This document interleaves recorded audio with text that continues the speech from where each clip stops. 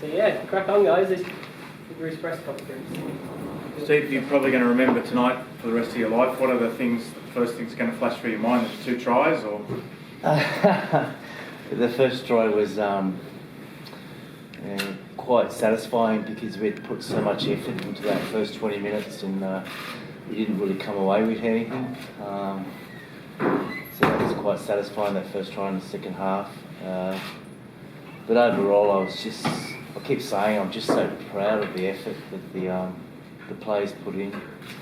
And you got to remember we were playing a professional team, and there's probably only 4 or 5 players in our team that professionally train week in, week out. You know, the rest do it as a second job, and some don't even do it as a job. They don't even get paid. So again, I just can't believe the effort they put in, and again to score that try right at the end, it just sums up you know, how much it meant to them to play for Greece, and how much it's going to mean to Greece itself to have rugby league as part of their sporting culture now.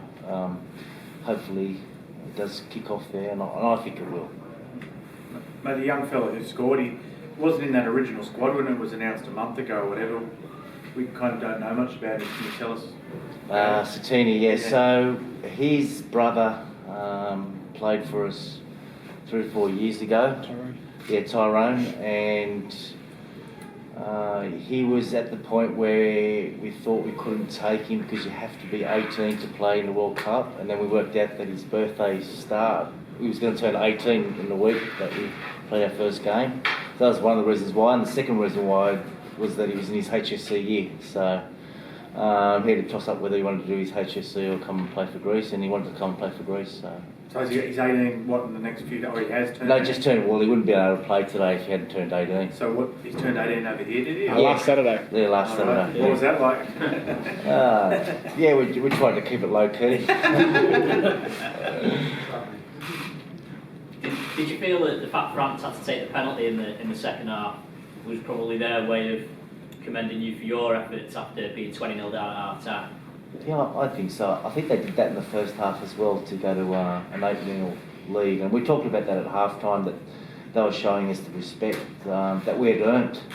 We earned that respect by the way we were playing, and again they did that in the second half as well. I think the second half ended up being 14-12 their way. So again, the spirit we showed, the way we fought. Again, as a coach, I can't be. I'm so proud of them. Words don't describe how I'm feeling at the moment about the way they play.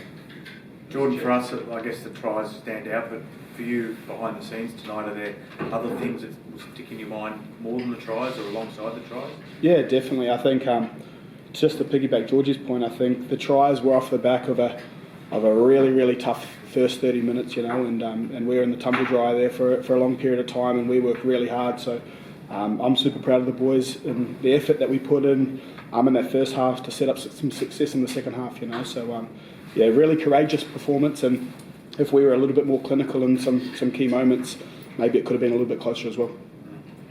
And we saw last night with Lebanon tried the kicks to unsettle the Kiwis a bit, and is that a bit of a recurring theme? You think that the top side, they sort of, you know, it's a bit unpredictable when you kick? Look, we did a bit of video, and they like to get off the line pretty hard, you know. So something's generally got to sacrifice when you get off the line pretty fast, and quite often that's a dink over the top. So we want to score good footy tries, but yeah, for us, I'm just really proud of the effort, and to come away with 12 points is a good start for us. Does this change your expectation levels for the Samoa game at all? I mean, clearly you're still going to be gigantic underdogs, but you know, it's expecting you to have confidence tonight. Well, I think what we're going from tonight is playing together for the first time in 3 years, playing together as a team. So you know, there's little combinations we can work on. You saw a little bit scrappy when we got close to the try line. Created a few opportunities there, but we're a little bit scrappy in the way we were playing. So I think that's going to help against the next few teams that we play. But yeah, it's massive. Samoa and England, and Samoa's coming off a loss too. So, but again, if we play the way we did tonight and the effort's there, I can't ask for anything more as a coach. Steve, aside from Satini, I know you could probably go through the whole team list, but are there any fellas whose journey, you know, are worthy of mentioning here tonight, you know?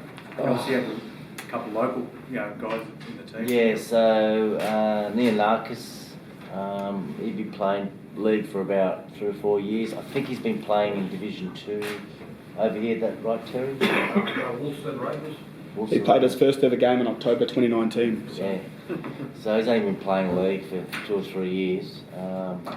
And Aris Stadamatis, he's been with us since 2014 when we first tried to qualify.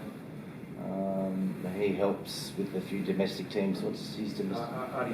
Aris Eagles in the domestic comp. So there's a few players there that from the domestic comp that have probably play average 6 games a year of rugby league, and they just played in a World Cup. It's absolutely amazing, and you wouldn't have known. They played really well for the little stints that they had. Did either of you have a scoreline in the back of your heads before the match, and how did it measure up in the end? I think, I'm not a gambling man, but I think we had a 24, 25 point start. Did we get it? Yep. Yeah. Not that I'm a gambling man, but... What time have you got against Samoa, and is that down now? Oh, I'm not sure. Look, we have... we did wanted to keep the score line, say, under 30 defensively, and hope that we could score a few tries that would put us in the game. But, you know, the score line 34-12 does justify the way that France played. I mean, they played really well. They took us through the middle. They didn't take us for granted, like you said. Took 2 kicks for goals when they needed to get the points. So, yeah, I think they played obviously a better game than us. But yeah, I don't think we had any particular score before we played. We just wanted to have a really good effort and make sure that we put a performance that everyone could be proud of.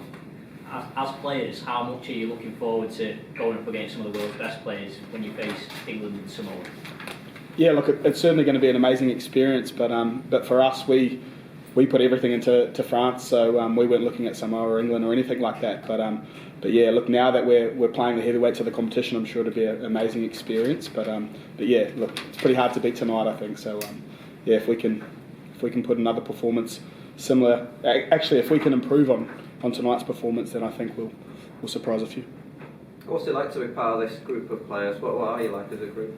Oh, it's the best thing in the world, Like, I work in insurance, so to come up against full-time professionals and yeah, to do it with my brothers who we've probably paid, I don't know, 50 grand each over the past couple of years to qualify, So this is the cherry on top. But yeah, the competitor in me's gutted that we lost, but hey, that's part of rugby league sometimes. How were you feeling in the tunnel when you were up at the front of it? Oh, I can't remember. Yeah, pretty proud, pretty proud. But yeah, just wanted to rip in, and the boys did that. Well, good. Congratulations. Thank you.